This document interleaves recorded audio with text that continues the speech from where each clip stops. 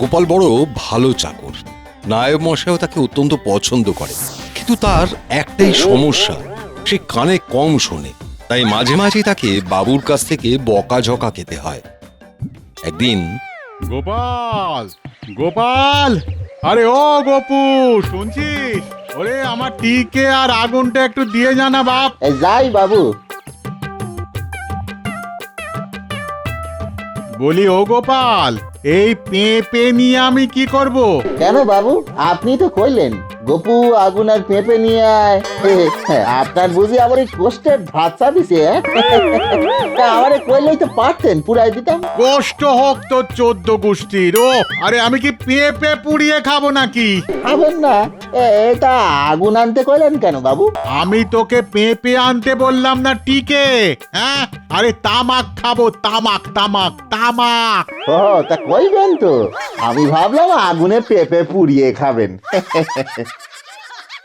গোপু, গোপু, আরে গোপু, কাল আমাকে একটু শ্বশুর বাড়ি যেতে হবে রে, ভোর ভোর। তোর মার শরীরটা ভালো নেই, বুঝলি? আচ্ছা বাবু। তোকে যে একটু জমিদার বাড়ি যেতে হবে। কেন বাবু? আরে মা ঠাকুরন এসছে, আতপ সেদ্ধ খাবেন, একটু কাঁচকলা দিয়ে আসতে হবে। আচ্ছা বাবু, সে আমি কাল সকাল সকাল দিয়ে আসবানে। আপনারা চিন্তা করতে হবে না। একেবারে জমিদার বাবুর হাতে দিবি, বুঝলি? হ্যাঁ, আচ্ছা বাবু, এখন আপনি নিশ্চিন্তে ঘুমায় পড়েন। ঘুমায় পড়েন বাবু। আহারে কত কষ্ট যায় রোজ।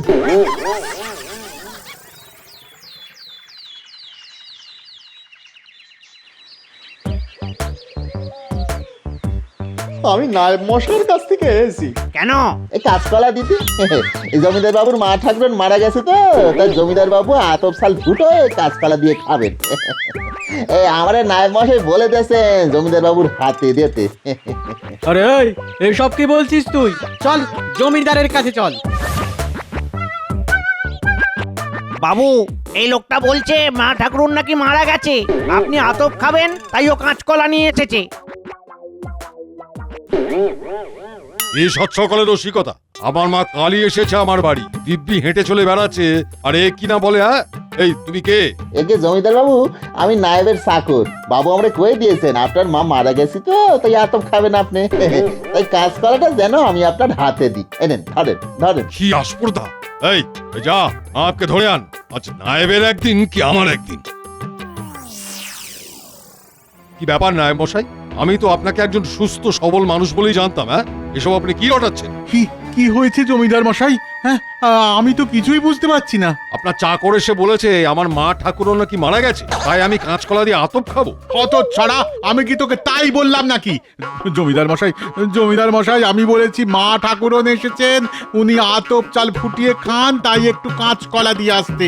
আরে বেটা কালার মরণ এসেছে, এটা শুনেছে মরেছে। আমায় ক্ষমা করুন জমিদার মশাই। দেখো, আমি তোমাকে ক্ষমা করেই দেবো, কিন্তু এই চাকর তোমায় ছাড়তে হবে। কিন্তু ওর যে কেউ কোথাও নেই। ও ও বড় ভালো মানুষ, হ্যাঁ, খুব ভালো মানুষ। বাবু, বাবা আমি চলে যাচ্ছি, আপনি বাড়ি যান। আপনাকে আবার শ্বশুর বাড়ি যেতে হবে, আপনার জন্য আমার মা অপেক্ষা করে বসে থাকবেন। যান বাবু, আমিও যাই। যেদিকে দুচোখ যাবে চলি যাবো। চলি বাবু, চলি।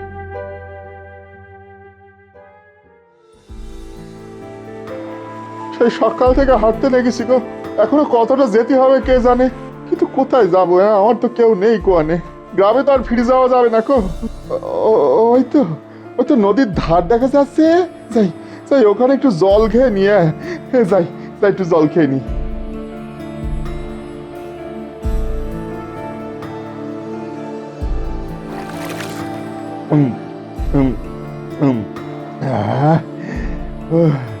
মনে ভরি গেল, কিন্তু বড় ঘুম ঘুম লাগতেছে এবার।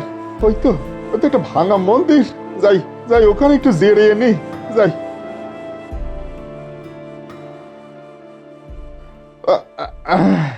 উফ।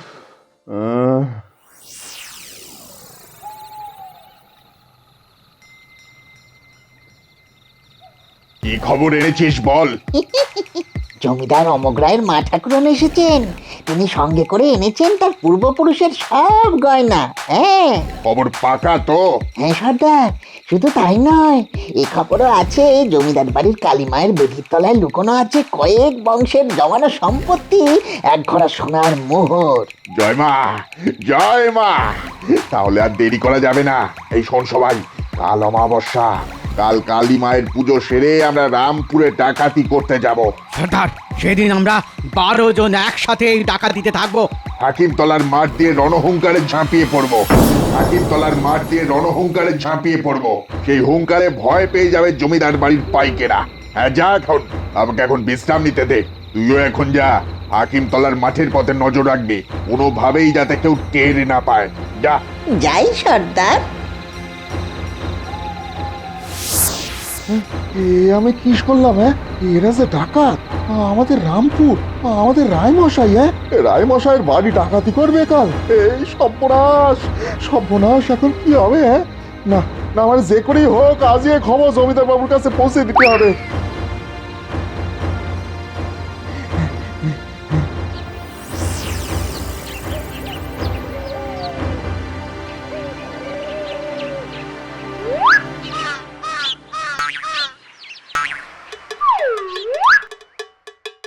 হুজুর, হুজুর, এই চাকরটা আমাদের বারণ না শুনে ভেতরে ঢুকে পড়েছে। এই, তুমি সে নায়েবের চাকর না? হুজুর, হুজুর, হুজুর, আপনার বড় বিপদ। ডাকাতরা জমিদার বাড়ি আক্রমণ করবি আজ রাতেই। আবার সব ভুলভাল কথা বলছো। না হুজুর, না হুজুর, আমি সত্যি বলছি, বিশ্বাস করেন। ওরা বলতেছিল রামপুরের জমিদারের মা ঠাকুরুন অনেক গয়না নিয়ে এসে, ওরা খবর পেয়েছে। হুজুর, হুজুর, হুজুর, ডাকাতেরা বলা বলি করছিল নাকি কালী ঠাকুরের বেদির তলায় ওসব কি আছে, ওরা লুট করবে। সর্বনাশ, তো সব সত্যি জেনে গেছে দেখছি। এই, বলো, তুমি জানলে কি করে? আমি আমি এখান থেকে দূরে যাব বলে জঙ্গলে চলে যাই। জঙ্গলে গিয়ে একটা ভাঙা মন্দির থেকে ঘুমায় পড়ি। তখন ডাকাতেরা আসে, ওরাই বলা বলি করতেছিল ওরা নাকি খবর পেয়েছে। হ্যাঁ। হুজুরে তো কালা, কি শুনতে কি শুনেছে? না হুজুর, আমি ঠিক শুনেছি। ওরা বরাবর বলতেছিল সাতিবতলার মাঠে নজর রাখতে হবে। আমার কথা বিশ্বাস করেন হুজুর, আমার কথা বিশ্বাস করেন। বেশ, তবে আজ তুমি এখানেই থাকবে, কাল তোমাকে নিয়ে ভাববো। আর পেয়াদা শোনো, যত পেয়াদা আছে তারা বন্দুক নিয়ে ছাতিমতলার মাঠ ঘিরে ফেলো। একটা মশা যেন পথ দিয়ে গলতে না পারে। আচ্ছা হুজুর, আমি এক্ষুনি যাচ্ছি। এ সর্বনাশ হয়েছে সর্দার, সর্বনাশ হয়েছে। হাকিমতলার মাঠে তাঁবু পড়েছে, সেখানে নাকি রাস্তার কাজ হবে। কি করে হলো? আগে তুই জানতিস না? না হুজুর, শুনলাম সরকারি নির্দেশ জারি হয়েছে, সরকারি রাস্তা বানাতে প্রচুর শ্রমিক মাঠে তাঁবু ফেলেছে। আরো হুজুর, আমাদের রাস্তা বদলাতে হবে। আমরা যাব ছাতিমতলার মাঠ দিয়ে। সবাই বেরিয়ে পড়, আর দেরি করা যাবে না। জয় মা, জয় মা গো, জয় মা, জয় মা।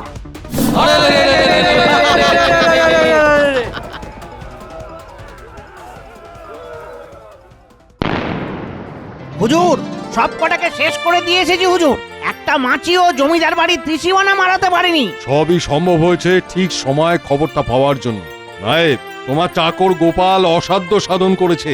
ওই রাতে ভয় না পেয়ে জঙ্গল থেকে ছুটতে ছুটতে এসে সময় মতো আমায় খবর না দিলে আর জমিদার বাড়ির সব সম্পত্তি ঐতিহ্য ধূলিসাৎ হয়ে যেত। গোপাল, গোপাল, আজ তুমি ছিলে বলেই আমরা প্রাণে বেঁচেছি।